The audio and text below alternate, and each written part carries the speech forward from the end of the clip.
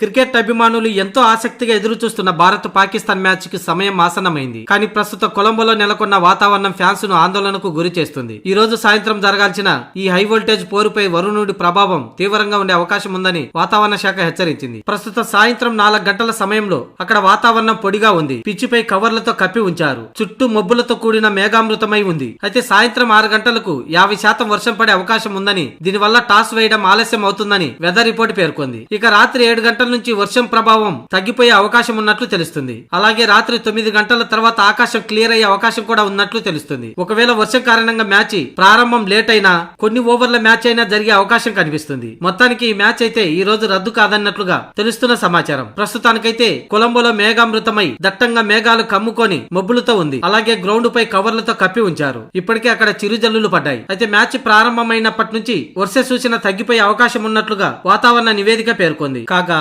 ఒకవేళ వర్షం కారణంగా ఈ మ్యాచ్ రద్దయితే రిజర్వేడే లేదు. దీంతో ఇరు జట్లకు చెరొక పాయింట్ లభిస్తుంది. అదే సమయంలో సూపర్ 8 కు అర్హత సాధిస్తాయి. కానీ వెదర్ రిపోర్ట్ మాత్రం మ్యాచ్ కొన్ని ఓవర్లైన ఆట సాగే విధంగా వాతావరణం అనుకూలిస్తుందని చెబుతున్న తీరును బట్టి ఎలాగైనా ఫలితం తేలే అవకాశం ఉంది.